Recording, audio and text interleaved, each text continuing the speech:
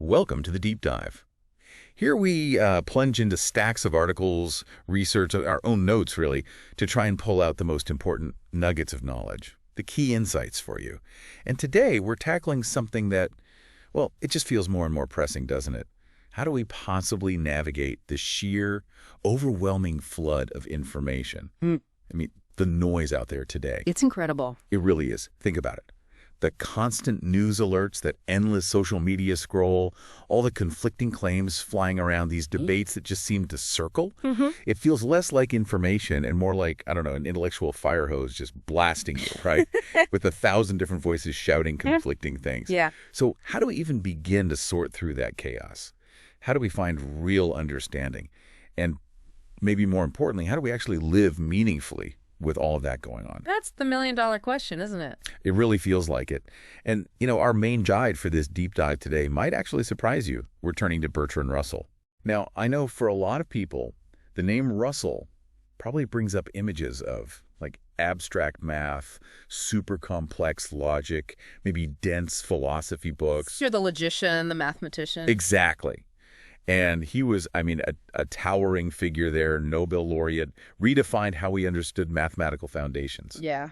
But what often gets missed, I think, is that Russell was so much more than that. Way more. He was a profound humanist, a really deeply engaged moral philosopher, and a tireless activist, wasn't he? For peace, for social justice. Absolutely tireless is the right word. So he wasn't just stuck in the world of pure abstract thought. He cared, deeply, passionately about truth, about reason, and really fundamentally about human well-being, about people flourishing. Yeah. And that, for me, is what makes his philosophy not just, historically interesting, but incredibly practical, shockingly relevant, actually, to your life, right here, right now. And what's truly fascinating here is how his insights, they were forged in such a different time, weren't they? He lived through 2 world wars. Yeah, unimaginable changes. The dawn of the atomic age, huge social shifts.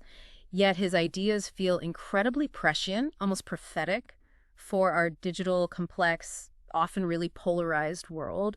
That multifaceted identity he had, stretching from the most abstract math logic right down to the very real, urgent work of peace activism. It's quite the range. It really is. Yeah. And it speaks volumes about the incredible breadth, the applicability of the wisdom he offers. He wasn't just solving equations in a vacuum. He was trying to solve the fundamental problems of humanity itself. Right. He built this whole system of thought really grounded in reason and, crucially, compassion that seemed to apply across different fields, across the whole human experience. And that's why his thinking holds up so well. It's not just history, it's genuine guidance. That's such a crucial point. Okay, so our mission today is clear. We're diving deep into the source material, especially Russell's Wisdom for Modern Living, to pull out the most important, the most actionable nuggets of knowledge for you. Getting practical. Exactly. We want to show you, our listener, how Russell's core beliefs offer really practical, maybe even transformative ways to improve your life today. The goal is kind of a shortcut to being well-informed on this, maybe offer those aha moments that just cut through all the noise. Yeah, clarity.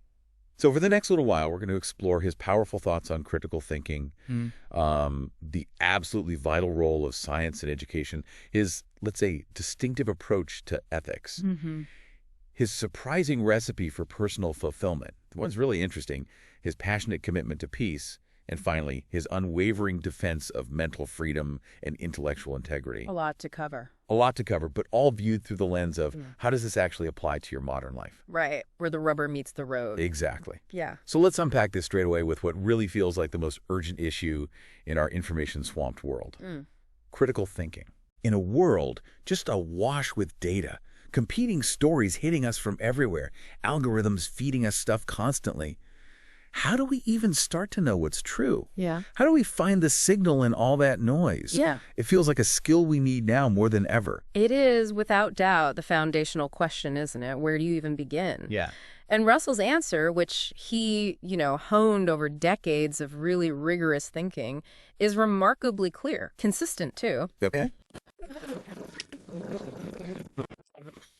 Empirical evidence and through unwavering reason, not through, say, unquestioned dogma or blind faith, or just because that's the way it's always been done. Tradition. Exactly. Tradition wasn't enough. And this wasn't just a passive idea for him. It was an active thing, almost a moral duty to pursue understanding. I like the pursuit. Yeah. He believed the human mind, when it's disciplined, when it's equipped with reason, was the most powerful tool we have for navigating reality. It wasn't about getting the right answers handed to you, all neat and tidy. No easy fixes. No, it was fundamentally about cultivating the right process, the right method for finding those answers yourself. This commitment to rational inquiry, it just became the cornerstone of his entire worldview. And that right there, that feels absolutely vital in our current world. I mean, we're living surrounded by really sophisticated misinformation. Oh, absolutely. Clickbait headlines designed purely to get a reaction, not to inform. These conspiracy theories that just seem to spread like wildfire, faster Than actual facts. Faster, yeah. It's almost like the sheer amount of information makes us, paradoxically, more likely to just believe stuff without really looking at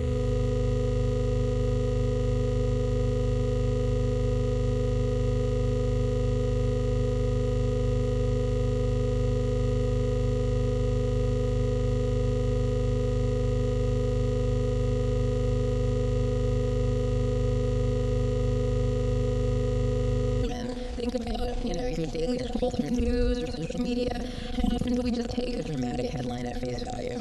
guilty. We all do it. Or how often do we share something just because it, confirms what we already think, or it triggers an emotion? Without checking the source. Without even pausing to look at the original source, or even think, hang on, has this been cherry-picked? Is this distorted? Russell would urge us constantly to cultivate a habit of intellectual pause. Just stop. Question assumptions automatically. Make it a reflex. Make it a reflex. He'd insist on verifying sources, looking beyond that initial, often sensational headline. And this isn't just for, big academic debates or huge societal issues.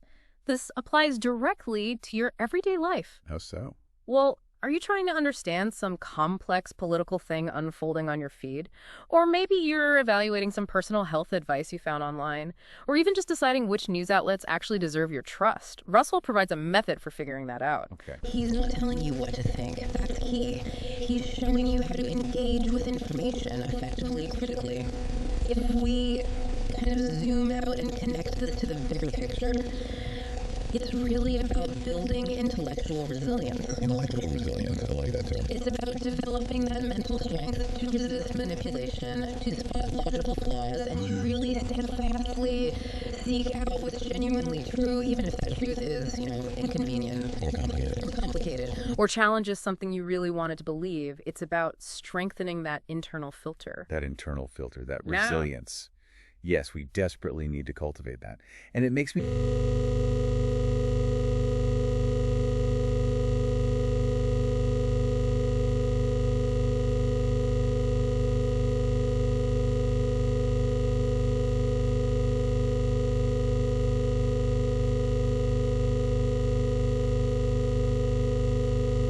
It really does. Yeah. When I first read that, it just stopped me in my tracks. Really? Captures this dynamic we see playing out every single day, everywhere from comment sections to, cable news. It absolutely does. Let's really unpack that quote, because the insight there is, it's profound.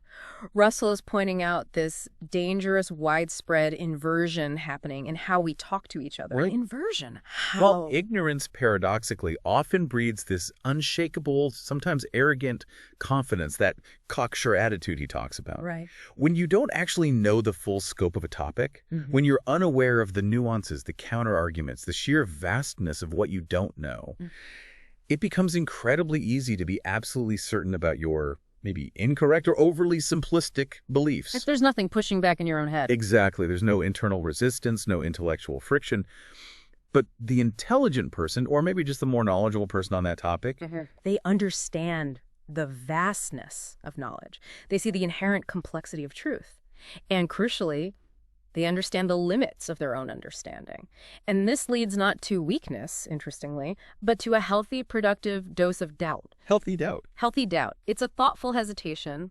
It's a willingness to maybe revise your views if you get new or better evidence. This isn't being indecisive. Russell would say it's intellectual humility. And you see this play out. Constantly. Think about online debates or even just conversations you overhear. You'll often find the loudest, most aggressive, most certain, uncompromising voices are the ones operating with the least amount of actual verified information or deep expertise. They just assert. They just assert. They don't engage with nuance. Meanwhile, Those who've actually studied a topic deeply, who get the intricacies, the caveats, they often speak more cautiously. They use qualifiers, right? They acknowledge unknowns. They offer probabilities, not certainties. Which can make them seem less strong. Exactly. To an audience that's craving simple, absolute answers, they can seem less strong or decisive. But Russell argues that this thoughtful hesitation, this valuable doubt, is actually the hallmark of real understanding, true intelligence. Through the polarization we see. This polarization in public discourse, where certainty gets valued over accuracy, where conviction often trumps evidence, it's a direct manifestation of the very problem Russell identified way back then. Wow. And this raises a really important question for you, our listener. Yeah. How do we cultivate this valuable doubt, this intellectual humility, without just falling into cynicism or indecision, or that feeling that, oh, well, nothing is true anyway? Right, that's the danger. It is. It's not about being paralyzed by uncertainty. It's about using doubt as a powerful engine, an engine for rigorous inquiry, for pushing deeper, for seeking better evidence, more robust reasoning before you land on a conviction. It takes courage, though. It does. It is, in essence, a call to intellectual courage. To be comfortable with the discomfort of not knowing everything, and to embrace the fact that learning is an ongoing journey, not a destination you arrive at. That's such a powerful distinction. It's not about being wishy-washy or indecisive at all.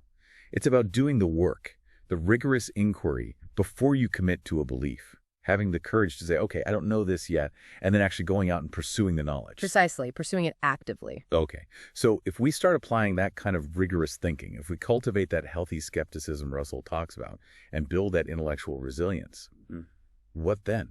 What do we choose to fill our minds with? What did Russell see as the key drivers of human progress? Well, he had a very clear answer here, too, and it connects directly back to the well-being of societies and individuals within them. For him, two pillars stood head and shoulders above the rest: science and education. Science and education. Seems fundamental. He absolutely believed they were fundamental, not just, nice to have for society, but truly indispensable engines of human progress. Engines, yeah. He wasn't talking about them as abstract ivory tower things either. He saw them as essential practical tools for humanity to actually improve its condition, solve its toughest problems, and deepen its understanding of the universe and, well, ourselves. So the driver's pulling us forward. Exactly. The twin forces driving civilization forward, pulling us out of ignorance, Superstition, and frankly, unnecessary suffering. He really envisioned a society where these two forces were prioritized, fostered, made available to everyone. And in our age,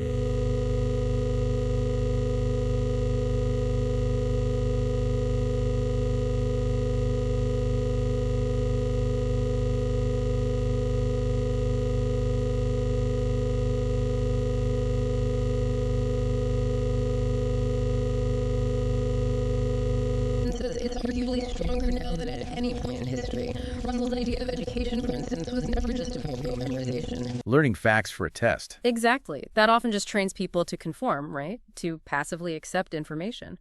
Instead, he championed an education rooted in genuine, you could say insatiable, curiosity. Sparking that fire. Yes. Fostering a deep, intrinsic love for learning, encouraging students, and really all of us, to constantly ask why. To explore, to experiment, to challenge things, not just regurgitate facts. And that mindset naturally leads to lifelong learning. Which you need now. Which is no longer a luxury, is it? It's an absolute necessity in our fast-evolving world. Whole fields, whole careers are transforming at lightning speed. Being open to new ideas, being able to adapt continuously, it's crucial for personal growth, professional growth. If you aren't learning, you're basically falling behind. It feels true. And beyond just individual learning, Russell's focus on respecting scientific consensus is critically important, especially when we face huge global issues that don't care about borders or politics. Like climate change? Like climate change, exactly. We have this overwhelming body of scientific data collected, verified by thousands of researchers worldwide, leading to a broad consensus among experts about its causes, its effects. Understanding and respecting that consensus is absolutely paramount if we want informed policies, effective collective action. Or pandemics. Or pandemics, absolutely. During the recent crises, informed public policy, effective individual actions, they relied entirely on sound scientific understanding, epidemiology, epidemiology, virology, vaccine development. Right. So Russell's view isn't just about collecting facts. It's about fostering a fundamental mindset, a mindset that embraces new knowledge, that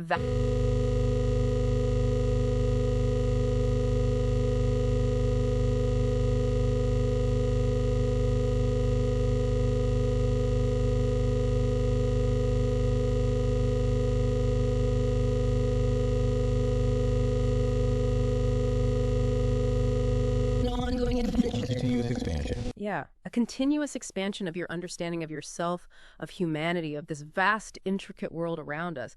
It's really an investment in your own intellectual vitality. That's a powerful call, isn't it? To constantly expand your mind, welcome new data, always be evolving your understanding. So thinking about you, our listener, how do you approach learning? How do you approach new information in your life, whether it's a complex news story, a new skill for work, or just exploring something you're interested in? Are you prioritizing that genuine curiosity? Are you embracing that lifelong adventure Russell championed? Seeing learning as a continuous journey, not just a destination. Okay, now Russell wasn't afraid to tackle ideas that, well, for some people, might be provocative. After pushing for such rigorous thinking, such deep learning, he then challenged a very fundamental assumption many people hold. Can we actually be good without a divine command? Can morality exist separately from religion? This was definitely a core part of his philosophy. And yeah, certainly controversial in his time, maybe still is in some circles today. Russell's belief was crystal clear on this. Morality does not require belief in God. Okay. Nor does it require, a set of divinely revealed rules. He argued, quite vehemently actually, that ethical behavior, true goodness, stems instead from fundamental human qualities. Things like compassion, the application of reason, and a clear understanding of the consequences our actions have on others. So focusing on impact. Focusing on impact and our shared humanity. For Russell, the ultimate secular goal of morality was pretty straightforward. Maximize human well-being and minimize suffering.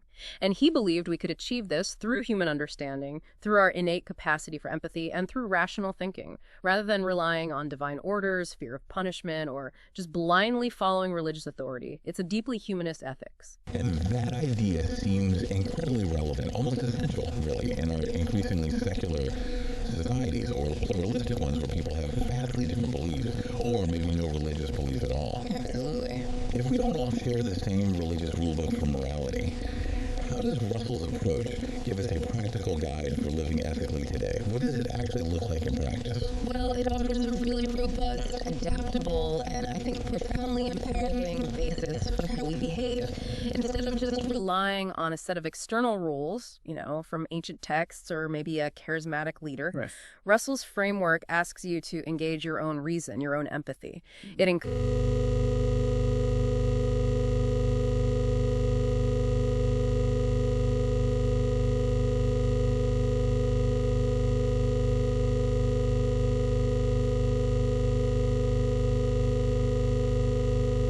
You do. It means you're constantly evaluating situations, thinking about the direct and indirect impacts of your choices on others, and asking yourself, okay, based on the evidence, based on my understanding of human experience, what action here will likely lead to the best outcome for the most people, with the least harm? It shifts the focus fundamentally from obedience to responsibility. And that leads directly to this profound sense of personal responsibility. Because if you don't have a divine authority or a rigid dogma telling you exactly what to do, The buck stops with you. the buck stops entirely with you. The onus is on you to understand the ethical implications of what you do and to take ownership of the impact it has on others, on society. It's not just about avoiding sin or following commandments. It's about actively trying to build a world with less suffering and more flourishing.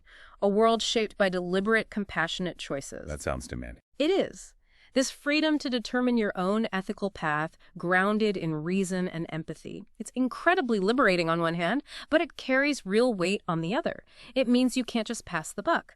And this brings up a really important question for each of us, doesn't it? How do you decide what's truly right and wrong when the answers aren't just handed to you from outside? Yeah. It requires ongoing thinking, constant cultivation of empathy, a real commitment to critical, rational inquiry, and sometimes the courage to act on your conclusions, even when they're difficult or maybe unpopular. It's an ethics that really demands that you grow. And that's a powerful lifelong challenge for all of us, isn't it?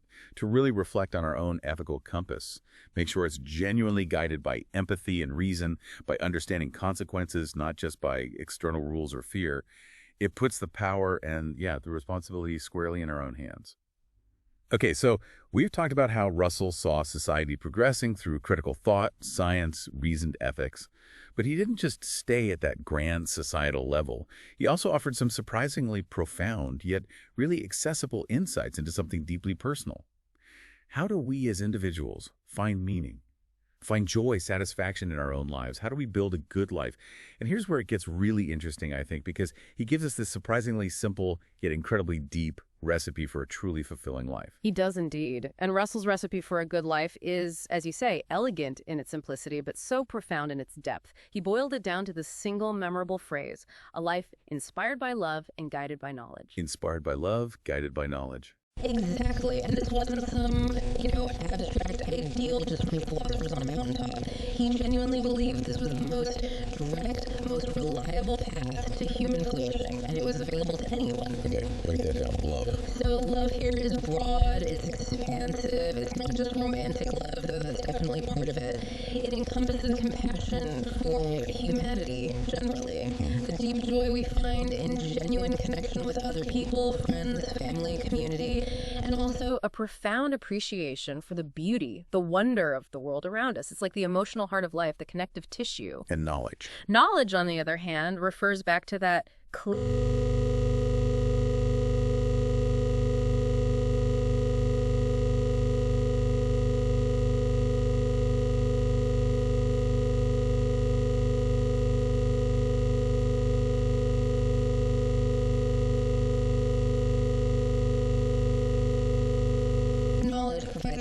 the effectiveness. And that balanced ideal, love and knowledge, it feels like a really potent antidote to some of the big challenges of modern life, doesn't it? We live in such a fast-paced world, often hyper-connected online, but maybe feeling fragmented offline. And so intensely consumer-driven. People can feel constantly pushed to chase fleeting pleasures or superficial status markers or external validation. How does Russell's recipe help us cut through that noise and find something deeper? It absolutely does. Russell's balanced ideal provides a powerful, almost radical counter-narrative to that whole consumerist, often anxiety-inducing culture. It's a reminder to prioritize the intangible, the enduring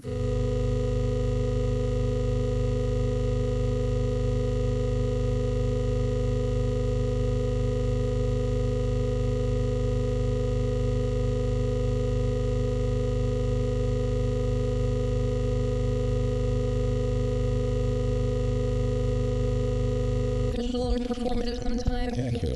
Curated, exactly. Russell reminds us that genuine face-to-face relationships, empathy, heartfelt compassion for others, these are fundamental drivers of happiness and meaning. It's about being fully present with the people you care about, engaging meaningfully in your community, acting from a place of real kindness and shared humanity. A huge part of our joy, our purpose, lies right there. Makes sense. Second, the thinking clearly part. This is the continuous application of that critical thinking we talked about right at the start. It's not just some abstract intellectual game.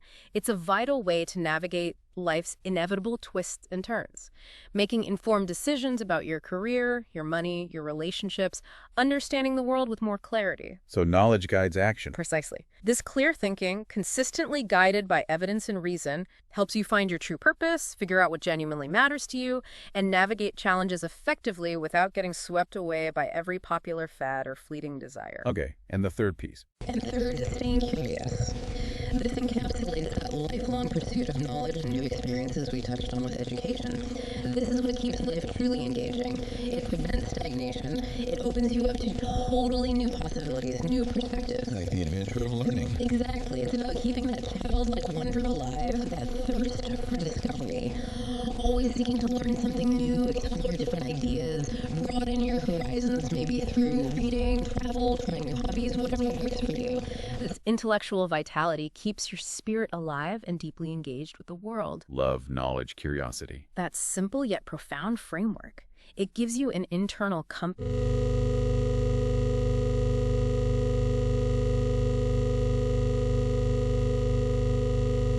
Instead, it directs your energy inward towards building a rich inner life, cultivating meaningful connections, and engaging with the world from a place of genuine understanding and appreciation. What's really fascinating here is just the simplicity and yet the profound depth of this prescription for happiness and engagement. It suggests true fulfillment comes not from what you get or what you accumulate, but from this harmonious blend of intellect and emotion, understanding the world and connecting deeply with the people in it. It's a very humanistic, very practical way to live well. That is a wonderful and really actionable reminder for all of us, isn't it? To maybe check in with ourselves regularly. Are we genuinely prioritizing deep connection, continuous learning, fostering that innate curiosity in our own lives? Are we truly making space for both love and knowledge to guide how we spend our days? Okay, so moving from the deeply personal back out to the grand global stage. Russell's ideas also extended profoundly to international relations, to the huge challenges facing humanity as a whole. And he held a very strong, almost urgent conviction about war, didn't he? He saw it as one of humanity's greatest, most devastating failures. He was indeed an ardent pacifist.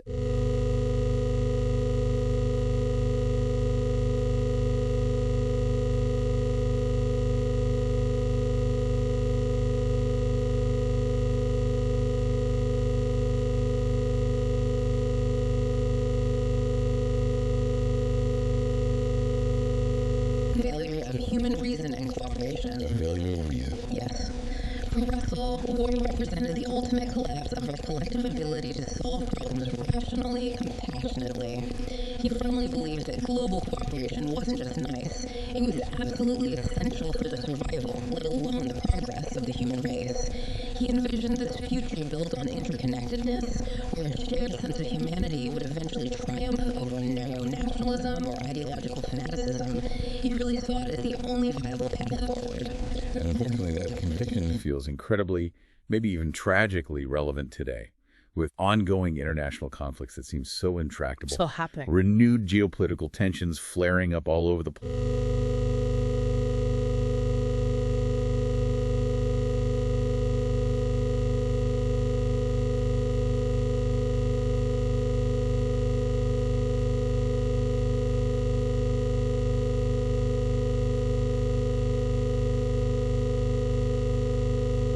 Deep disagreements, long-standing grievances are always preferable to picking up weapons. Always. He dedicated so much of his later life advocating for disarmament, especially nuclear disarmament. He recognized the unprecedented, the existential threat that humanity had created for itself. His concern wasn't just theoretical. It was born from a deep personal understanding of the horrific consequences of war he'd witnessed firsthand through the 20th century. He saw the ways, the suffering, the repression it caused. He lived through so much of it. He did. But beyond just stopping war, Russell's vision also championed actively Fostering a greater sense of shared human identity. What does that mean in practice? It means actively recognizing our common interests, our fundamental shared values across borders.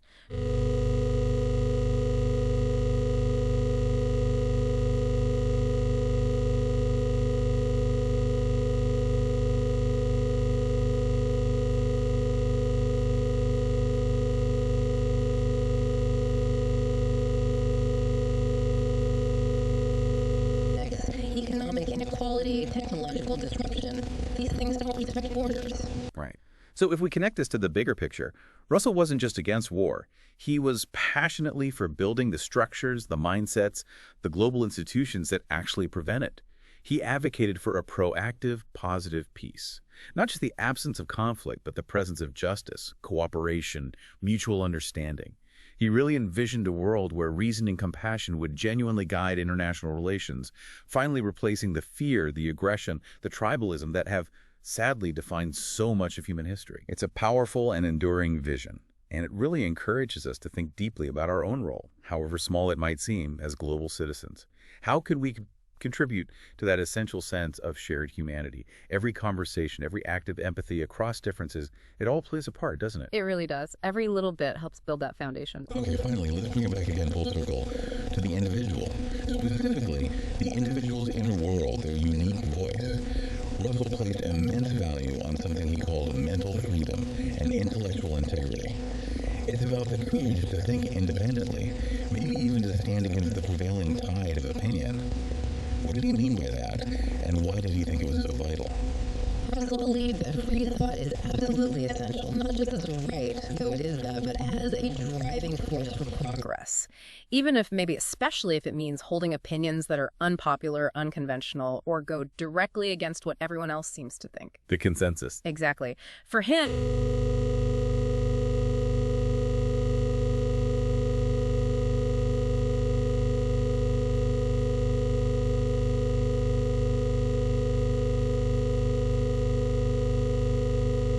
he advocated fiercely for the right to dissent, the right to challenge authority, the right to explore even the most radical ideas without fear of being shut down, censored, or socially ostracized.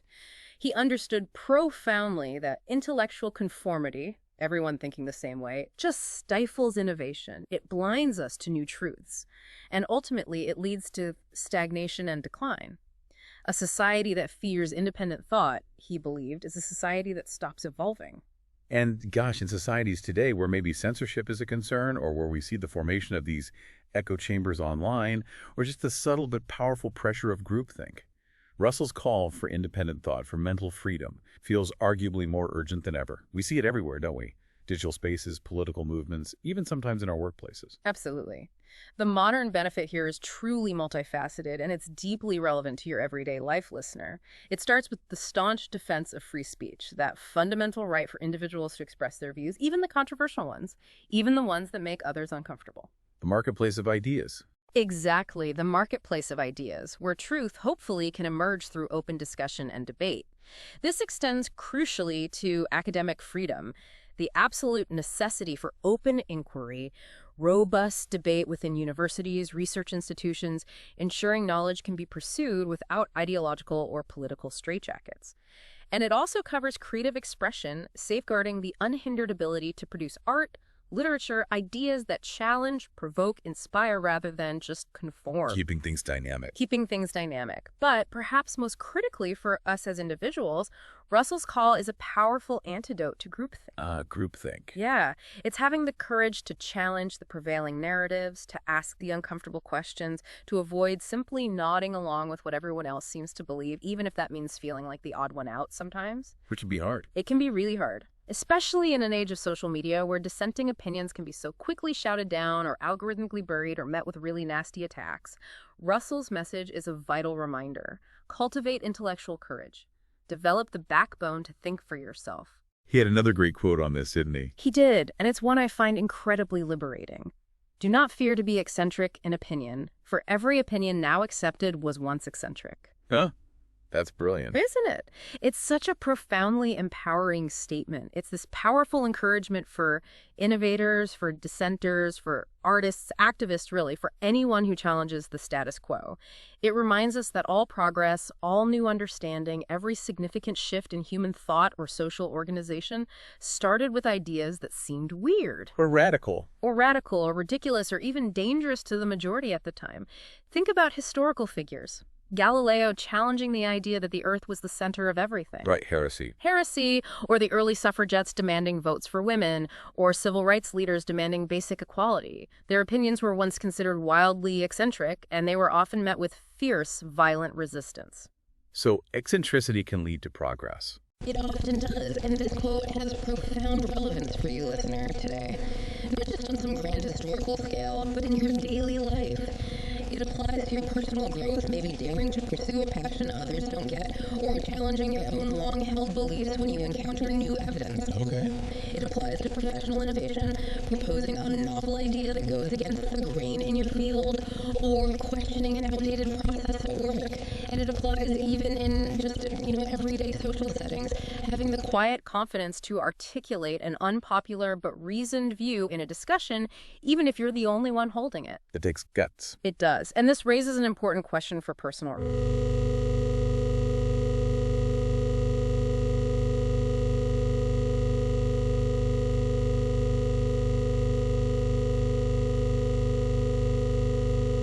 Russell encouraged to embrace the courage to think for yourself, to rigorously test ideas, your own and others, and to contribute your unique, independent perspective to the world.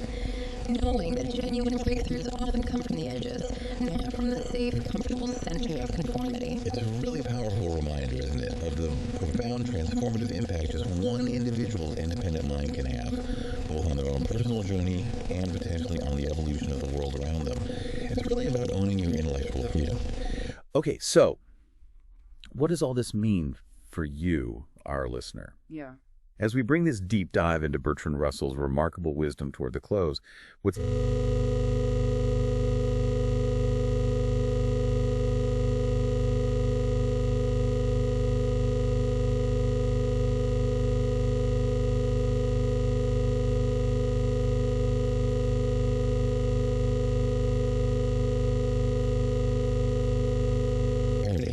He truly was. Russell, through his life, through his writings, he arms us with tangible, actionable tools. Tools to navigate the huge challenges of modern life with integrity, with clarity, and with compassion. It's quite a toolkit. It is.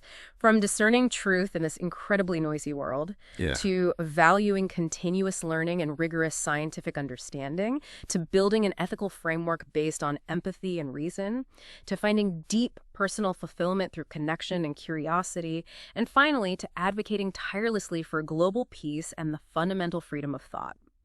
His insights are just remarkably practical. They feel evergreen. Yeah. Ultimately, he doesn't just help us critique society, he helps us build a more thoughtful one. And maybe even more importantly, he helps us lead more humane, more engaged, and more truly flourishing lives ourselves.